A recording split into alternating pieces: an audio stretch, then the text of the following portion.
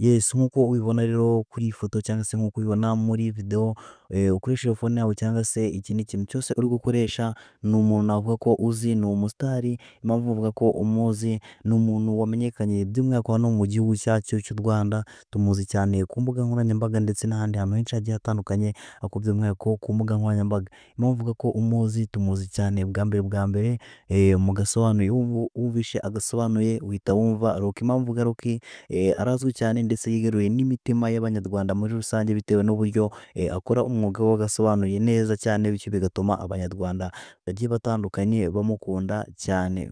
Kandi rero tumuzi no ku mbuga nkoranyambaga, aho tugenda tubona post ze kuri Instagram, TikTok ndetse n'izindi nyinshi zigiye zitandukanye, ariko tumuzi cyane nk'uko maze kubikubwira ku gasobanuye, ndetse no kuri YouTube afite YouTube channel aho yitwa Rocky Entertainment, ndetse n'inkuru nyinshi ziri kumuvugaho bitewe n'uko ari umusitari cyangwa se bitewe n'uburyo yamamaye cyane. By'umwihariko mu minsi ishize ni inkuru yari gutrendinga, ni inkuru yari gukwirakwira, aho we ubwe yiziye ku mbuga nkoranyambaga cyangwa se kuri channel ye, yitangira itangazo avuga ko YouTube channel ye ya Rocky Entertainment atagiye kuzajya ayikoresha cyane, aho yadusabaga cyangwa se aho yasabaga abantu twese tumufollowinga ko twamufollowinga ku yindi channel ye nshya ya Rocky, cyangwa se Kimomo News. Iyo channel ye nshya ni Rocky News. Yatubwiraga ko rero twamusubscribinga cyangwa se nk'uko twamufollowinga nk'uko dusanzwe tumufollowinga kuri iyo YouTube nshya ye yarafunguye, nk'uko dusanzwe kandi tumufollowinga kuri YouTube nshya yari isanzwe.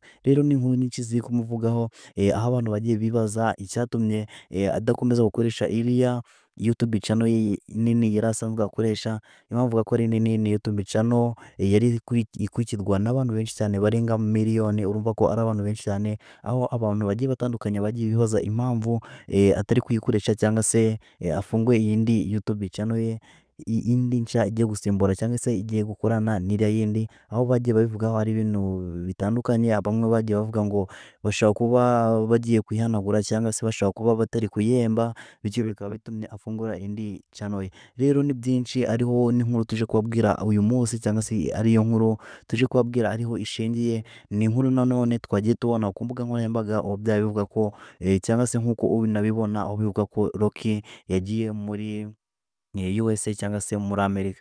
Ni inkuru ya official, ni inkuru ya official, ni inkuru ya nyayo nk'uko ubibona kuri iyi foto, nk'uko kandi wagiye ubibona ku mbuga nkoranyambaga zindi zigiye zitandukanye nka TikTok, Instagram ndetse n'izindi zigiye zitandukanye. Niba umufollowinga, ndakeka ko ari inkuru ishaje mu matwi yawe. Rero uyu musore Rocky Kimomo yagiye muri Amerika, aho n'ubundi abantu bagiye batandukanye bari kugenda bavugaho ibintu n'ubundi bigiye bitandukanye, bavuga ko n'ubundi bishingiye kuri ya YouTube channel ye, aho yigiriye ku cyicaro nyirizina cya YouTube. Urabizi ko kiri hariya muri Amerika cyangwa se muri New York, kugira ngo abashe kuba yabonana cyangwa se abashe kuba yakemura ikibazo cya gihari kuri YouTube channel ye. Ni inkuru nyinshi ziri kugenda zitandukanye, gusa we ntabwo yaje kuba yavuga ikintu cyamujyanyeyo, ikintu nyacyo.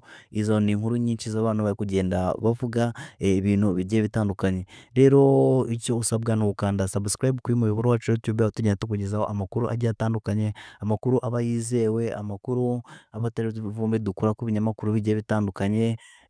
Ndavuga ibinyamakuru byinshi bikora inkuru mu buryo bwanditswe nka Mama Rwagasabo, Kigali Today, Igihe.com. Byose mwabizi ni ibinyamakuru bisohora inkuru zizewe mu buryo bwanditswe. Niyo mpamvu natwe dukora uko dushoboye kose tukazibagezaho mu buryo bwa video cyangwa se mu buryo bw'amashusho. Rero igihe wakanze subscribe, ntago uzabura cyangwa se uzahora uzi neza amakuru aba yiriwe avugwa hirya no hino mu gihugu cyacu cy'u Rwanda ndetse no hanze y'u Rwanda.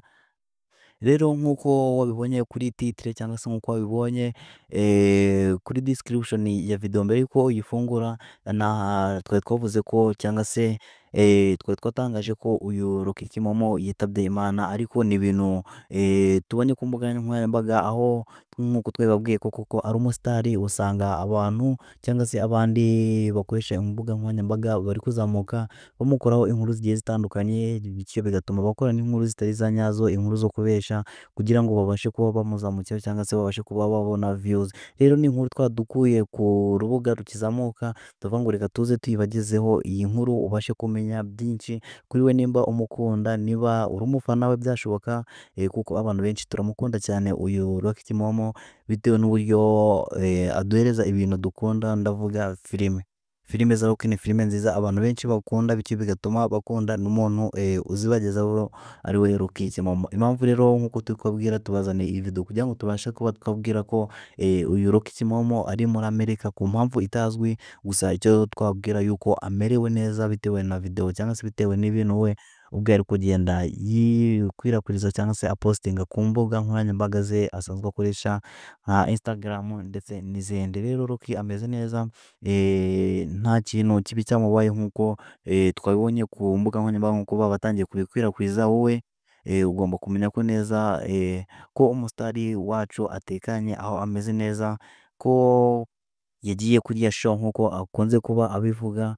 Rero iyo niyo nkuru twaba tubazaniye kandi turagushimiye wowe twabanye, nta kindi twakubwira usibye kukubwira ngo Imana ikomeze kubana nawe, ukomeze kugira ibihe byiza kandi umakinge sure neza ko wadusubscribinze cyangwa se ko wakanze subscribe aho hepfo ya video. Mukomeze kugira ibihe byiza, ciao ciao.